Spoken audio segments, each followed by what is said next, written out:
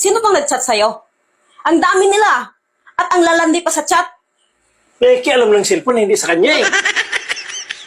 Gusto mo pabayaan ka? At hahayaan ka sa makakating babae mo? Hindi ko babae ang mga yan. Hindi babae? Kung hindi mo sila babae, bakit lahat sila nag-I love you sa'yo? Pwede naman mag-I love you kahit kaibigan ah. Okay, magaling ka ha? Ano tong chinat sa'yo? Na-miss ko yung dinilaan mo ko. Paano mo ipaliwanag yan? Kala mo makakalusot ka ha? Maniwala ka sa akin. Inaway ko kasi sila. Inaway? Paano yun? Inaway tapos dinilaan? Kalukuhan? Oo. Sabi ko,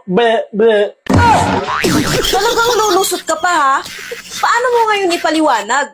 Na ang sabi niya dito sa chat mo, maraming salamat na kinain mo sa akin ha? Ano ka ngayon? Bingo ka na!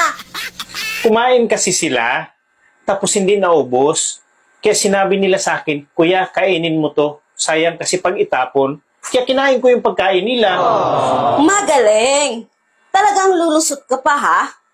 Bakit ang sinabi niya dito, punta ka sa bahay, na-miss ko haplos mo? Wala ka nang lusot dito. Haplos pala, ibig sabihin, hinimas mo? Alam mo naman na manghihilot ako eh. Nagpapahilot kasi siya sa akin. Kaya yun ang ibig sabihin niya na haplos. Hindi ka talaga mauubusan ng katwiran. Malandi talaga ang mga babae na yan. Sino ba talaga ang mga babae na yan? Catherine, Catherine.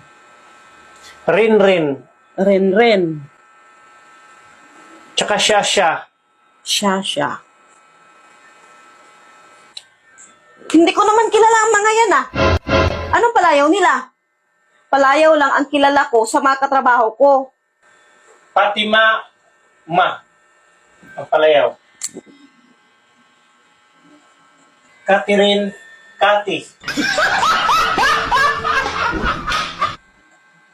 Rin. Shasha, Sha. Yan yung mga palayaw nila. Katrabaho ko nga ang mga yan. Kita mo? Makakati talagang mga babae na yan. Hindi naman. Mapanghusga ka eh. Anong mapanghusga? Basahin mo nga. Ma, Kathy, Ren, siya. Makati, rin siya. O, diba? Makakati ang mga yan. Tapos ikaw nagmamalinis ka na hindi ka makati, kagaya sa mga kaibigan mo. Aba, syempre. Hindi naman talaga ako Makati. Ano ba palayaw mo? Palayaw ko? Patikaw.